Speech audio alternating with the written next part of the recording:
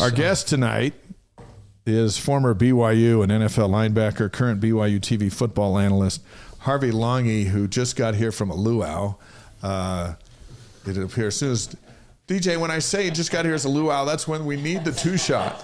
Yeah. Because now we're just going, what do we mean, the luau? No, what happened was, so folks don't know. Look, that's what I'm talking about right there. DJ is our technical director. Jack is our executive producer and producer.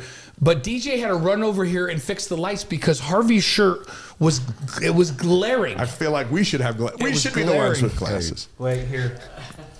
I think we need to do the segment in glasses. By the way, BYU has taken a 1-0 lead at Kansas State in women's soccer. We'll keep you posted on that one. That's a soccer night tonight. It's great to have Harvey here. First of all, you got yours. You know, okay. Do you need a pair? You know what? I'm far enough away where I think I can handle here, this. I got some for you.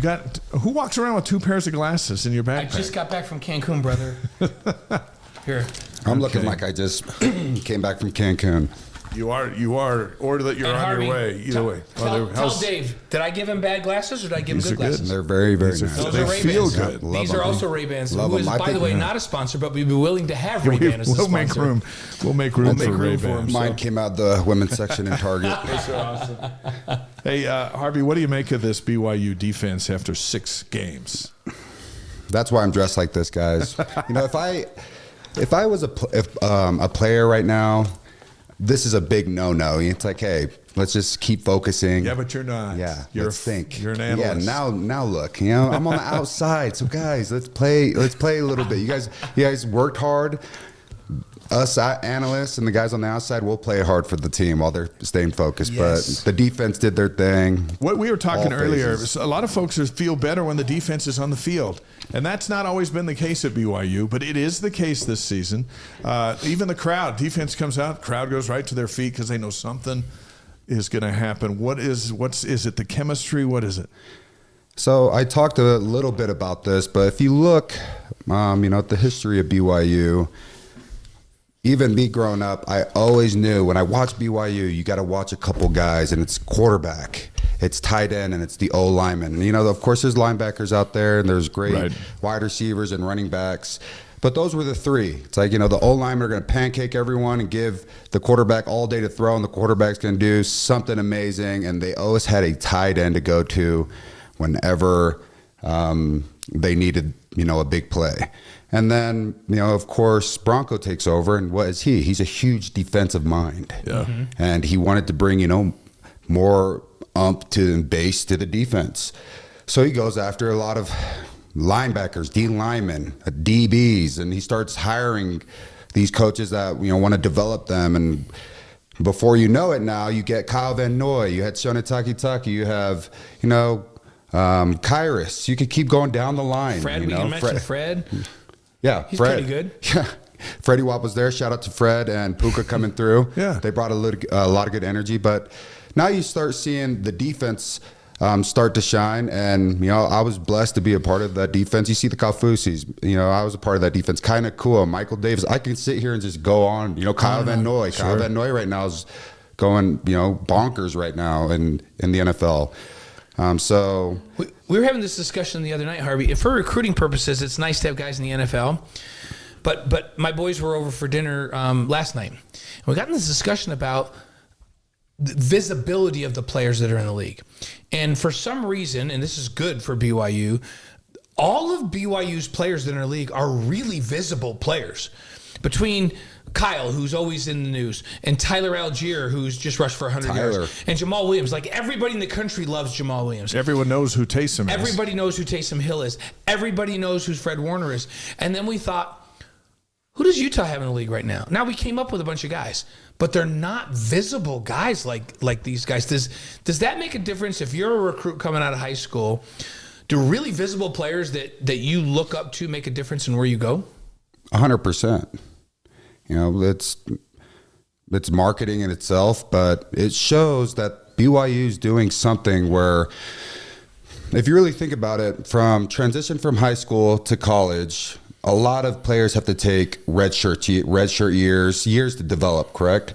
Now you're taking BYU or college players to the NFL. So for BYU, for instance, you're showing them going to the highest level of this profession, or for their profession, and now they're doing everything right. They're not needing to be babysat. Now they're given more opportunities. They're getting more visible. That's how I think it happens. You know, you go through a program like BYU, yes, there's standards, honor codes, but the culture of how to do things is the exact same culture of how you do it in the NFL. And you don't need time to develop. And when a lot of players get that time to develop in the NFL, sometimes they get distracted off the field with whatever. Yeah. Same things they got distracted with in college, exactly. Right? But they were good enough to still be good. Exactly. You know, so when BYU players go into the NFL, and they've already been through a place where the structure, the culture is, hey, there's no shortcuts. You got to do it this way or hit the highway. And a lot of these players come in there, they do their job, they put their head down. Before you know it, more and more responsibilities happen, and then before you know it, they're on ESPN. Yeah, and having a good time. Everyone's memes and everything. So. Hey, let me just cut in here, because when you hear a story like this, you just stop and talk about it. Weston on the live stream, he says, I feel for Coach Gundy. You know, he got headbutted by one of his cows, and I was working through that. He said, I feel for Coach Gundy. I had a run-in with one of my bulls, ended up with 6 fractures to 4 ribs. When I healed up, I ate him. Oh, nice job, Weston. I was not waiting for that ending to the story. The ultimate revenge. Weston, that's something right there. So it's a tough week for Oak State. And they got to deal with this BYU defense coming in. When we see a team like this and they got quarterback issues, but they have lots of talent, to come into LaVell Edwards Stadium, do you get the feeling that the BYU defense is ready to pounce, or do they just come out and go, we're just going to do our things, and if we do our things enough, you're going to turn the ball over? Yeah, 100%. I think what you said there is exactly how I would at least go into this game with. But if I really think about it, you know, with all the things that are happening with Oklahoma State, and golly, before preseason, everyone thought they were the ones, right? Yeah. Clearly, that's not the case here. I would just keep on harping to the team, no penalties. Don't play dumb. You know, we will win when we keep from losing. Bill Belichick said that before every practice, every meeting. He would walk up there and he said, we will win when we keep from losing. And I remember as a rookie, I'd write that down, and I'm like, this is the GOAT, coach. Of course you're going to win if you keep from losing. And then later on, you know, after an hour or two of straight talking about fundamentals, you know, no 10 or 12s on the field, the rules of the game. And I'm like, gosh, this is such the most boringest meeting ever. Like, in the beginning of every squad meeting. This is the highest level. Yes. And he was talking the most basic of basics. And then all of a sudden, I'm getting ready to play, and I'm doing everything that he's telling me. I'm going through all my notes, and then we will win when we keep from losing. Control everything that you can control, and everything will just come out the way it needs to come out, and we'll win. So I would tell that to the team this week going into it. Say, hey, no dumb penalties. Everything between the whistles. No 10 and 12, so don't have 10 or 12 guys on the field. And everyone just play your game, and we will win. Be in your gap, do your assignment, trust the guy next to you. Nothing less, nothing more. Doesn't it seem like that's what this team is doing? 100%. Yeah, and they're number 10 in the country in fewest penalties per game. Yeah, and that's the only way Oklahoma State, for me, I think, has an opportunity to win, or even have a chance to win, is if BYU all of a sudden you just start seeing laundry all night, and it's for the Cougs. Oh, and we haven't seen that all season. BYU's 15th in the country in scoring defense. They're number 1 in the country in pass efficiency defense. Oklahoma State, who ran the ball really, really well last year, is struggling to run the ball this year. Ollie Gordon, I don't know what's up with Ollie Gordon. Yeah. He was a terror last year. Part of it is he's got a couple of different linemen up there. Maybe he doesn't trust them. Maybe they're not, blocking the way they should. But their run game, Ollie Gordon's averaging 3.8 yards a carry. And so the run game hasn't been big. So they've had to throw it all over the place, and they've turned it over when they do it. When you try to throw it all over the place on BYU, bad things happen to you. That's why BYU's the number 1 pass efficiency defense in the country. They just take the ball from when you try to throw it all over the place. Yeah. And that is really, man, it's when you can make, as a defense, when you can make an offense one-dimensional, now it's just easy peasy. Everyone's just licking their chops. It's like, hey, they're not going to run. So now let's see what Bomi could do, and let's start snagging these out of the air. So now the DBs are like, oh yeah, this is a stat game for me. Yeah. Do you remember a time when everything's clicking on the defense, and you're in the huddle and you're just smiling, going, "This is the funnest game of my life"? Of course, you to pinpoint one, but yeah, you get that all the time. But and there are days when it's not like working. This, going 6-0, golly, I could only imagine the feeling that the defense of the boys have, the linebacker core right now have. But you got to feel invincible a little. Yeah, 100%. I felt like my senior year, we always came in every game. The defense always came in knowing like, oh, we got this, and we were super confident in each other. We had complete trust in each other. There was times where we had younger guys come up and step to the plate. Freshmen. We had Chris Wilcox and other guys just step up because some of our corners got injured, and we never even blinked or flinched. And losing, I think, 3 or 4 games under 7 points or whatever it was that type of mentality. And you can't really compare that to this season. This is something special. That's why I'm in my aloha. I'm celebrating still. Yeah, they're back at work. Yeah. And, they're going to come out this Friday night, but I'm celebrating. Now, I was going to ask you about this because you mentioned that season, and I know there were times you guys felt like, you and I have talked about it, man, the defense is going to have to score if we're going to win, right? Yeah. And so early this year, BYU was winning some games where we were coming away going, man, defense just won that game. Like offense really were stagnant in the second half, or man, the offense just turned it over and the defense kept them in the game. That's changed the last couple of weeks now, where the offense looks really good. And the offense's numbers, they're number 30 in scoring offense now. They're number 29 in time of possession. They're starting to really perform at a high level, right? Which is really scary for other teams in the league. How did you manage it that year? How did this team manage this at the beginning of the year and not divide the team? Because I feel like at the beginning of the year, the defense must have felt like we were feeling like, man, the defense might have to get a score here. Yeah, it gets like that. And I felt like my senior year is a little different, of course, because we had Kalani. And Kalani brought a whole new, culture and the way of coaching. And, he brought a lot of Lavelle with him. And, that's all, and that's what he knows. But with Bronco, there was times where at the end of practice, the defense would go against the scout O, and we would be 1 yard away from the touchdown. And if any offensive player passes the line of scrimmage and gets 1 inch, we had to redo it, and it was live. And it was during the times we can be live. Yeah. Broncos not getting in trouble for this. And I would remember the offense is all just like doing their 7-on-7 or they're grabbing water. And we're out here just, Squally was the running back, and I had to go pummel Squally and hold him and make sure you do not get across the line. And him and Mendenhall was Zane Mendenhall was a fullback. Beast! And you have all these guys just coming downhill all game long, so it can show hey, you got to go and stop it. Those are times where I'm like, golly, look at the offense over there just kicking their feet up. We're over here breaking our backs and getting in fights. But it built a mentality. But going off what you said is, the outside world will always try to think there's a division, but when you're within the building, just like, when we have been in the building before, there's nothing that really divides it, because it's defense got your back. And Jake felt that, and now Jake is building to know, hey, I'm going to go out there and completely, here's my script. These are the things I'm going to do. And if anything goes bad, I know they're going to give me the ball back, and I'm going to go out there and do it again until I get it right, And special teams, all 3 phases right now are just rolling. And that's how you just build off each other and play complementary football, is because you have that trust knowing. Now defense is like, man, please score. Get us more time to breathe. Get us more time to, figure out our end, because we just gave you, whatever it is, a long field and now they're giving trust to Jake. And Jake's like, it's all good. The first 3-4 games, you guys had my back. I got your back. And then it might be, hey, we need special teams to score. Yeah. Right. And they can do that. Yeah. Which is nice. It's like, I talked to Tyler Batty today and a little bit about this. And he said, no, it never felt that way this year, because this team, he says, this chemistry is really, really good. And he goes, and you know what?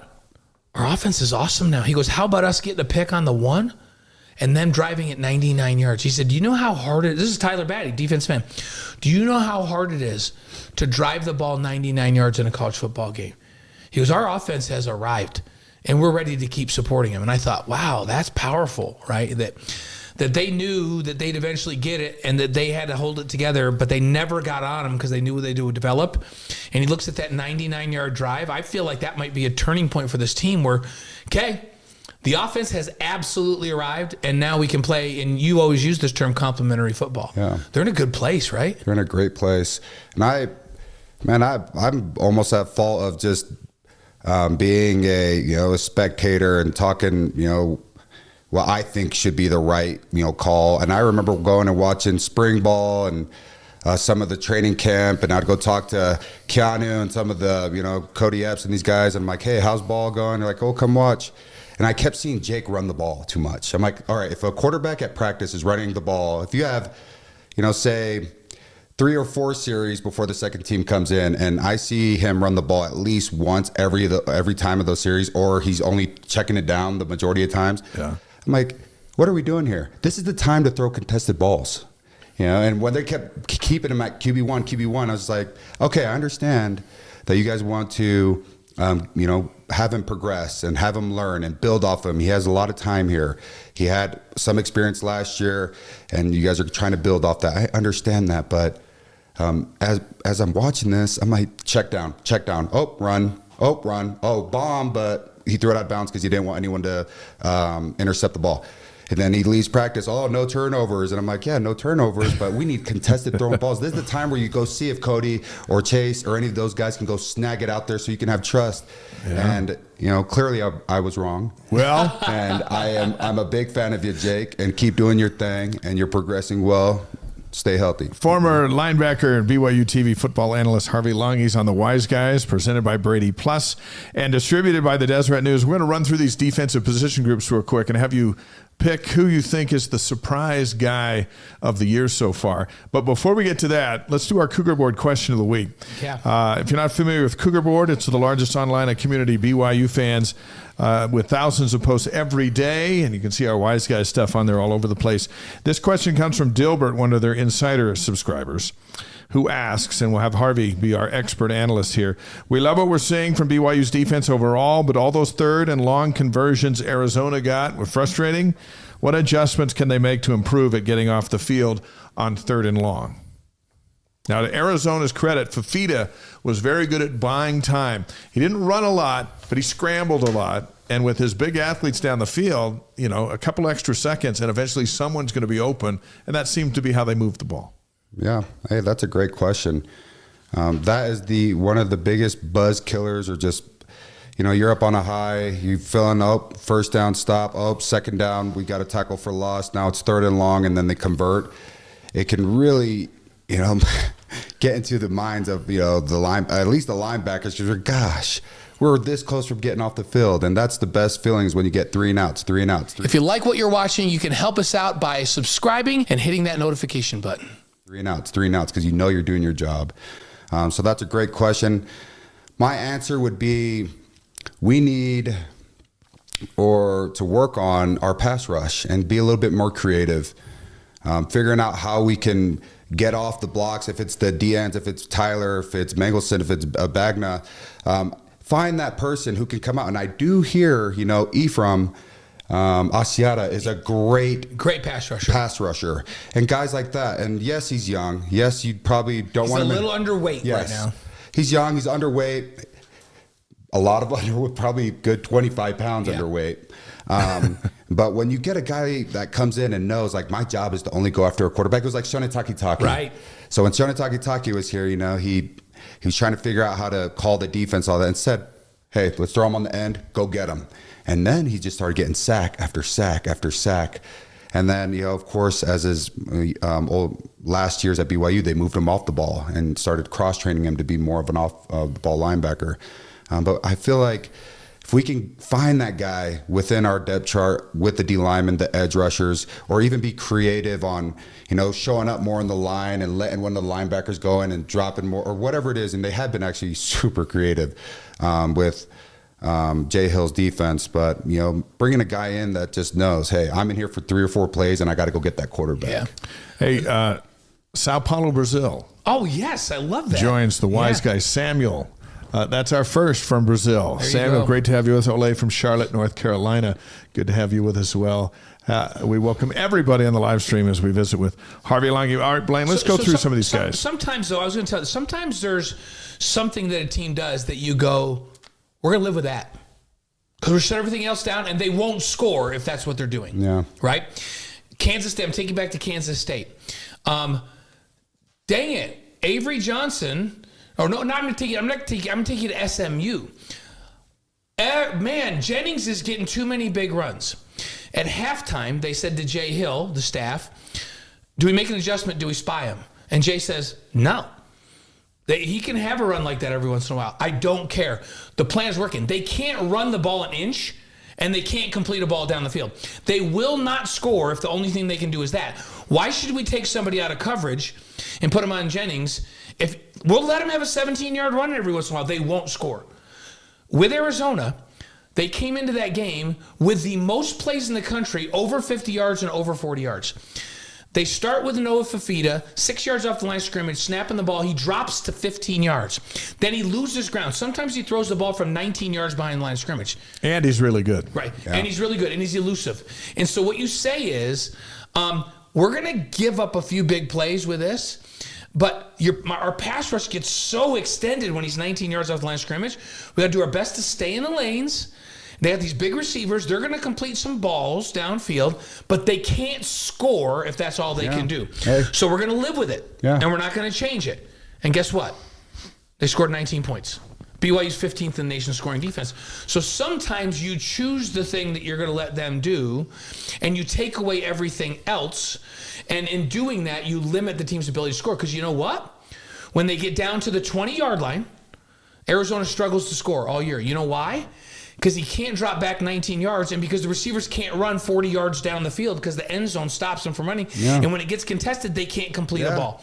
How many times did they complete a big ball? And by the way, BYU longest gain all night was 39 yards. Yeah. This team gets all kinds of 40 and 50-yard gains in games. And it came early. And against Utah, guess what? Those 40 and 50-yard balls were all touchdowns. Yeah. BYU said, we're going to play on top of these guys. They might complete a 26-yard ball to McMillan, and they might get a first down. They are not going to score doing that. It reminds me of my 1-year-old son, True. All right, there's a lot of things that he does great, but there's one thing that he always does. He always strips his diaper off and runs butt naked everywhere.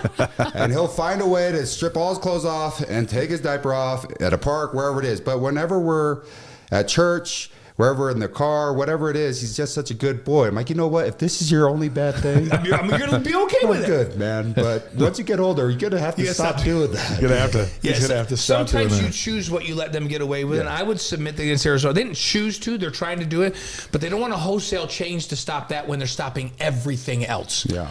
All right, Harvey, let's throw some names at you, and you tell us of this group who you like the best. And it's going to be tough because they're all playing really well, but that's why people are so fired up about the defense. The defensive line, Mangelson, Nelson, Banya, Batty. Who's the surprise? I want to go with John Nelson. Okay. Why I'm going with John Nelson is because John Nelson, I got to train him a couple times when he was a D-end, and he was so freakishly athletic. And I'm like, man, it's going to be tough, like seeing you battle for a spot because there's a lot of good D-ends on this defense, but I've never seen a guy jump, move, twist his hips. And then, of course, they switch him over to D-tackle and ask him to gain some more weight. And if you watch how he plays, he still has the motor to get to the ball, but he's taking on now double teams after double team after double team after double team. And when I see that, I'm like, it's so impressive to watch that when all you knew is one-on-ones, let's win, swipe, double swipe, doing the hump move. And then now you're getting double teamed day in and day out with 600 plus pounds on you, and you still are getting production on tackles and getting pressure out there. It's amazing. So I'm taking Johnny like boy. Those two, Mangelson and Nelson are the two most underrated players on defense, 100%. right? Because that's the two of them, especially John inside. Yeah.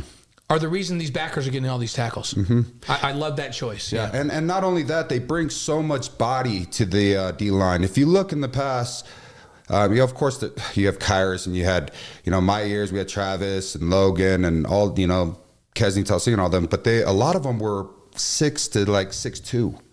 And these guys are around like 6'3", 6'4"-ish, and like they bring some more base and some more body to there. So they both like moved that. from defensive. Yeah. Remember what Wyoming's coach said about BYU's D-line?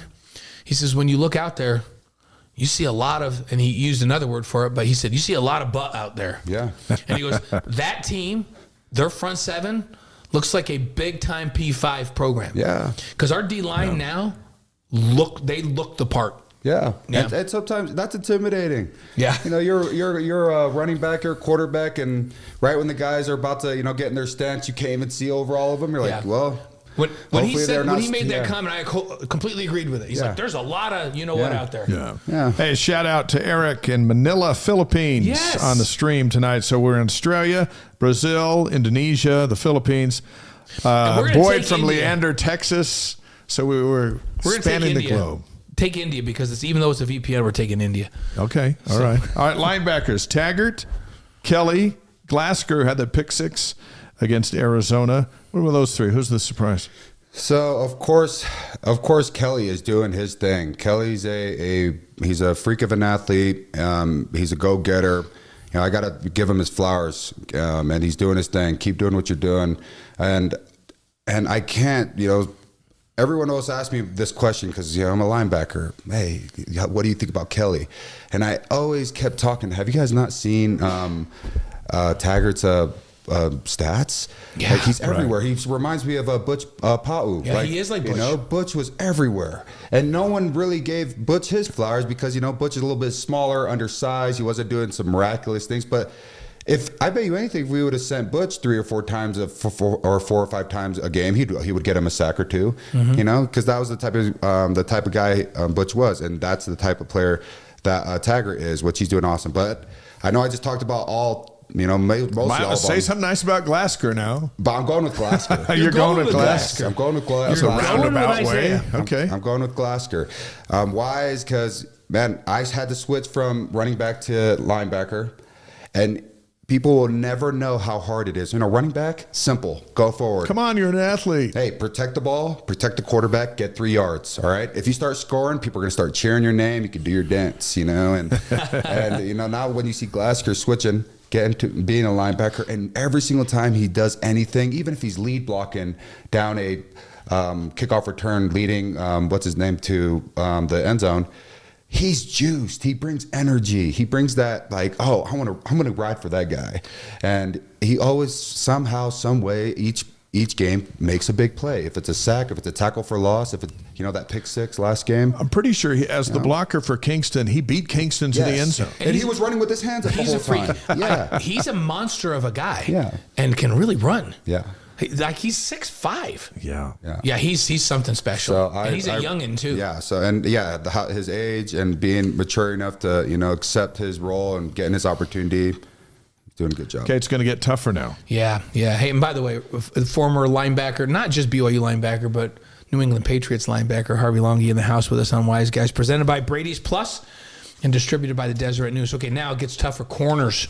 You can choose between Jacob Robinson, had the interception against Arizona, Marquis Collins, who has come onto the scene as a transfer and had a big year, interception at SMU, Evan Johnson, interception at Wyoming, Maury Bomba's now in there playing again. Am I missing somebody? Yeah, those they play a bunch, but these are the big four. Those four are the primary. Jacob Robinson, Marquis Collins, Evan Johnson, and Maury Bomba.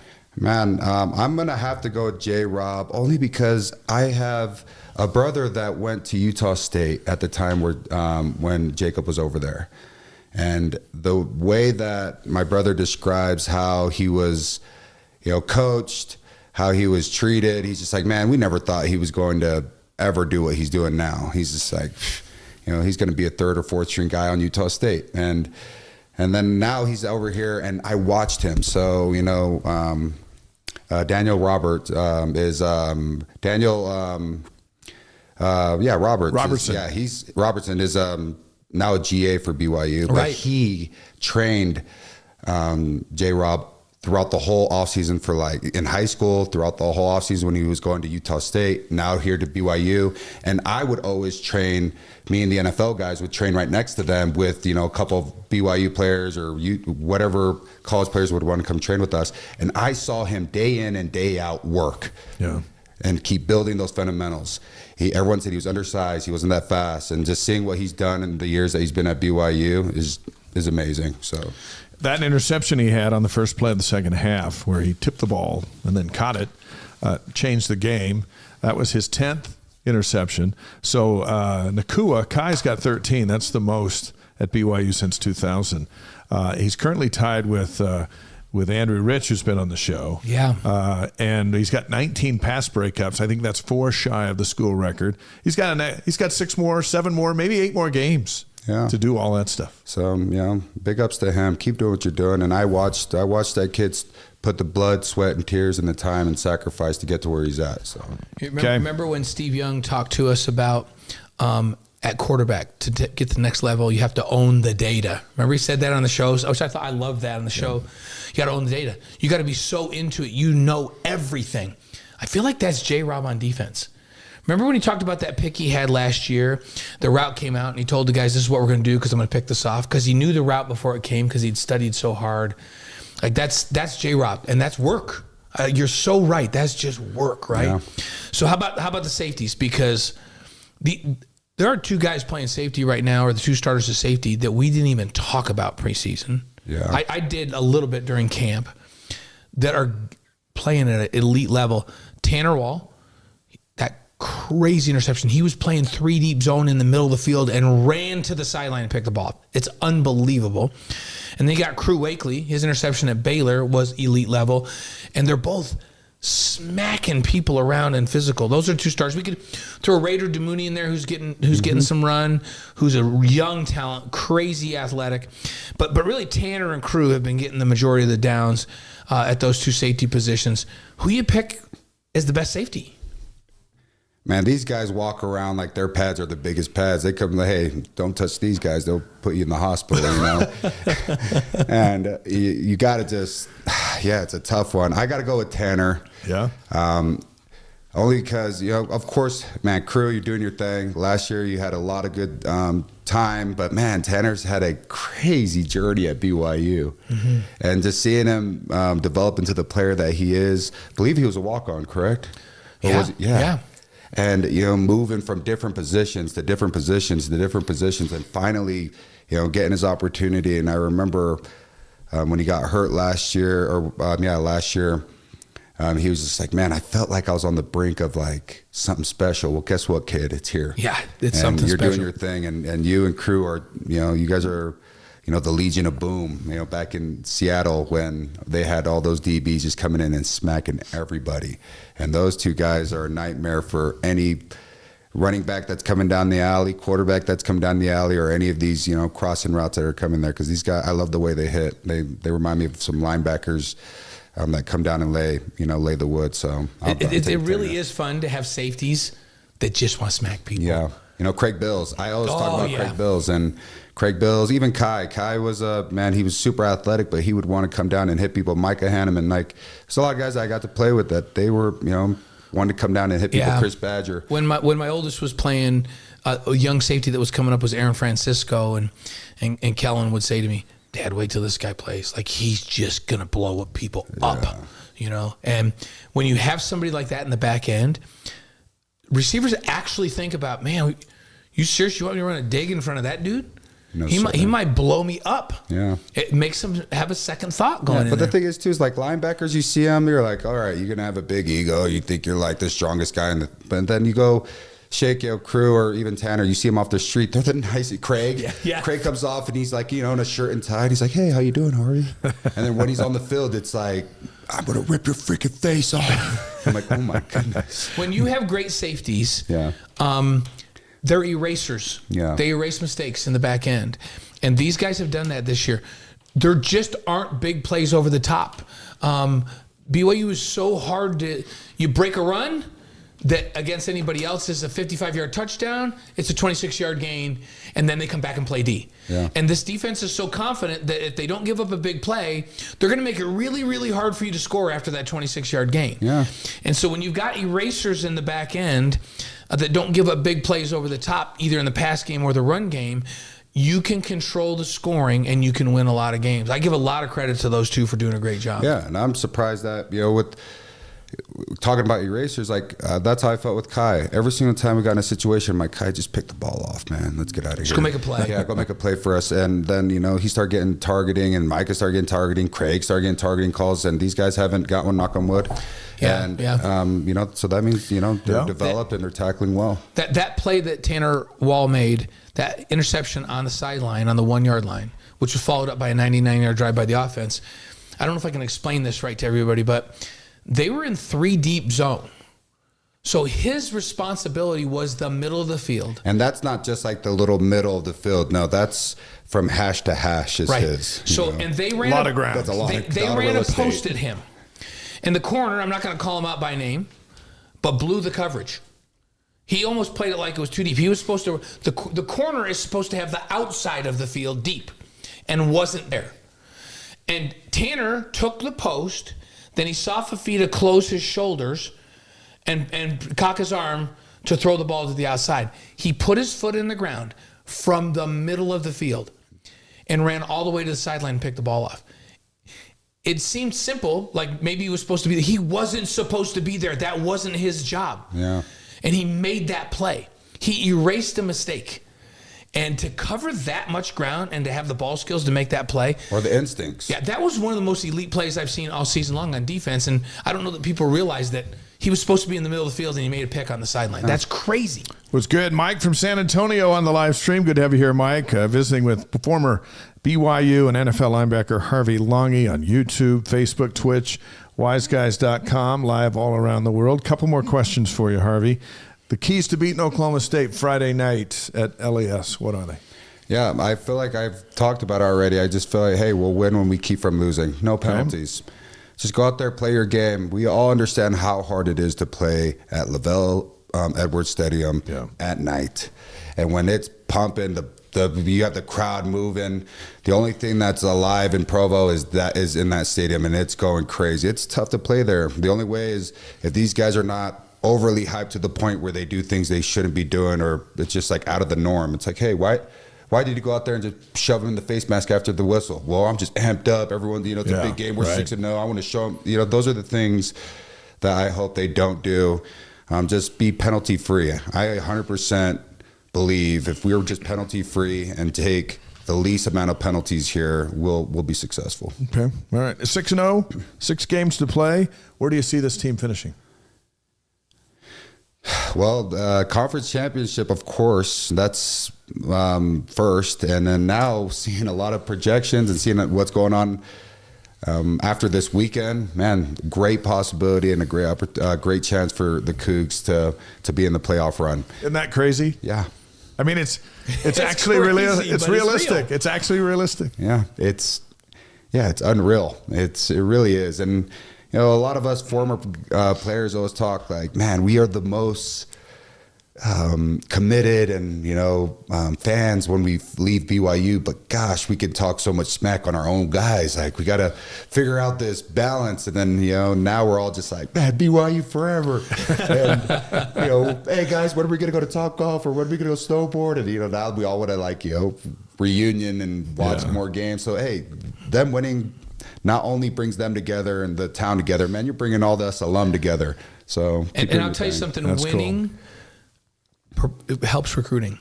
And so they're coming off a 5-7 year, first year, and there was a lot of youth on defense, brand new defense, bunch of transfers on offense, learning the offense for the first time. They knew they had dudes. Now we're seeing those dudes, because when experience meets talent, that's when you win, right? But if BYU does some of the things if they win 10 plus games and they go to the Big 12 championship, and man, do we even wish this far that they go to the college football playoff? That's the last time Utah will ever out-recruit them for anybody. Should be. Yeah. The Utah's won the recruiting wars, especially for D-line and some of the other positions, by virtue of being in the Pac-12. Yeah. Right? And BYU being independent and being in a big league. They're in the same league. If BYU goes out and wins the league, then Utah has nothing that they can do. And frankly, if they win the league and they're in college football playoff, all of a sudden Oregon's got some troubles recruiting against them, and Arizona State definitely can't recruit against them.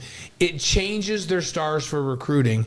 and then you just hope they never look back. Yeah. That's how big this season can And they're be. going to lose their coach too here pretty quick, Kyle Whittingham. Yeah. Whether it's Yeah. another year or two or whatever, but that's coming to an And end that's as their well. biggest recruiting rival. But remember, BYU also recruits against Arizona State. There's kids down there that BYU would like to get. They recruit Southern California. They recruit against UCLA, and they just had a local kid commit to UCLA. Yeah. And you go out and you go to college football playoff. Why would you ever go to UCLA instead of here at that point? Never. Right. And so that winning helps recruiting. It was like when I was deciding where I wanted to go out of high school, when Utah switched to the Pac-12, I'm like, man, a lot of my favorite schools, there's some out in the, mid west or the south or in the east, very slim, but the majority of them are in California. I love California. And then all of a sudden, Utah changes to the Pac-12. I'm like, man, how about I stay home and we go beat these California teams? Right. Like, that'd be awesome. And so, exactly, you're 100% right. But then you switched. Yeah. Yeah, but And then the rest is history. I saw the light. 5 questions is presented by Strategy Square, delivering connection, clarity, and confidence in business and marketing strategies. Owned and operated by a BYU alum who's helping wise guys conquer the world. Now, you've done the original 5 questions, so this is revised. Whole new deal. We're going to have 5 questions, but we're also going to provide one of the 3 answers. So it's a limited, controlled 5 questions. So it's multiple choice. Okay. Multiple choice. Yeah. Yeah. Hey, y'all. And you can give us a why if you want to, but we're going to give you the multiple We don't want you to venture out beyond the categories. Yeah, okay. So you Sounds ready, good. for this? All right. If I get 70%, I'll take it. Who has the best hamburger, McDonald's, In-N-Out, or Wendy's? I'm going in and out. In-N-Out? All right. Yeah. If I was my younger self back in, elementary and middle school, I'd go McDonald's. But as I've gotten older and wiser, in and out, I'm so glad we have one. All of our kids give Dave and I a lot of hassle that sometimes when we're on the road and we go doing a basketball game or something, or we're doing a home game here and in between shoot around in the game, we run to McDonald's and grab something like McDonald's. Bet a Big Mac. Well, Dave and I are like, what's wrong with McDonald's? There's nothing wrong with McDonald's. I guess you're right. I guess I'm going by In and Out. I'm going by In and Out only because I felt like I was answering for. But here I in agree. Provo. In and Out's good. In-N-Out's good. I like In-N-Out. All 3 are. I like their fries. All 3 are good. I like so. Okay, here's the next one. Okay. Best pizza, Papa John's, Pizza Hut, or Little Caesars? All right. It's tough. I don't really get Papa John's, and I don't really get Pizza Hut. I'm usually Domino's or Little Caesars. Oh, you're going to go none of the above? Domino's? I could have put Domino's instead of Caesars. I'm a big Domino's. What is it? They're lava cakes. They're super chocolatey, and they give me all these goosebumps. Like I ate way too much sugar. That has nothing to do with pizza. You're going with Domino's. I could go with Domino's. Yeah, okay. but Little Caesars. My kids call Little Caesars hot and sweaties instead of hot and ready. We'll write in Domino's. They call it Little Screams. Yeah. Kids love Little Caesars because it comes as flat cheese. Guys, I'm a Papa John's guy. I do like Papa John's. I'm a Papa John's guy. Okay. Best ice cream flavor: chocolate, vanilla, or strawberry. I know what one you like because we talked about this Saturday up at the Creamery, but chocolate, vanilla, or strawberry? I'm going vanilla. You're a vanilla guy? Yeah. What are you, Dave? I think I'm vanilla. Wow. You can always put stuff on it that brings it to life, but I like true. the scoop of vanilla. I'm a chocolate guy. I know your favorite is Grand Canyon. Oh man, Grand Canyon is his unreal. favorite is Grand Canyon up at the Creamery. That's good stuff. Literally went. But you two are vanilla versus chocolate. Okay. Best holiday: Thanksgiving, Christmas, or the 4th of July? I almost put Halloween in there, but I just went with the 3. Well, 4th of July is awesome, but I always got fines because we try to blow things up growing up. So that's bad memories. It's that time of year. Come on, be safe on 4th of July. And Thanksgiving is always awesome, but I'm not a big ham guy. But just do turkey. I know I like turkey too, but everyone always has the ham there and no one touches it. And that's the one that's chilling at my house for the longest time. And I'm like, get this ham out of here. So I'm going to go with Christmas. Okay. That's there's no loser in that one. No, there's no loser. Christmas. Yeah. I was going to throw Valentine's Day in there, and then you'd have to say it, even though we all think it's a made-up holiday that Hallmark made up. Yeah, I think it is. So, okay. This is Dave's question, of course. Best classic rock band: AC/DC, Van Halen, or Def Leppard? Golly. I think I gotta go AC/DC only because I have way more AC/DC shirts than I got a couple. Than the other. That's a great choice. All three are classics.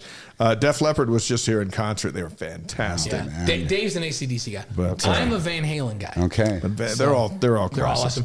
And by the way, Gregory Thomas says, too bad the BYU Creamery doesn't make caramel cashew or pistachio. Ooh. See, caramel cashew, I'm with you, Gregory. I would absolutely. Don't tell me you're not a pistachio guy. I like pistachio. I'm okay too. I'm not a pistachio guy. But caramel cashew. I like pistachios, just not in ice cream. Yeah, Snell Groves has a caramel cashew that I'm sure Gregory Thomas has had. Yeah. And I would, too bad they don't have that. Dulce de leche is the best. Is Haagen-Dazs, caramel and vanilla. I could eat that forever. So Dulce de leche might be Once on sale, I stock up. Graham Canyon is yours. Graham Canyon's I'm mine. with you on Graham Canyon. Yeah. So Graham Canyon, I went and bought at those creamery, the small little ones, but I think I bought like 50 of them to stock my.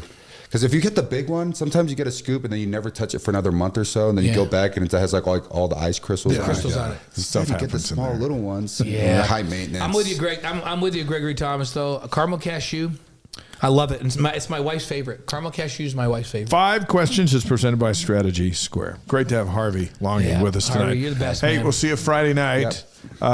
Dress warm. Awesome. That Hawaiian shirt isn't going to fly on Friday night. Let's get this back on. Thank you for watching The Wise Guy. If you like what you're watching, you can help us out by subscribing and hitting that notification button.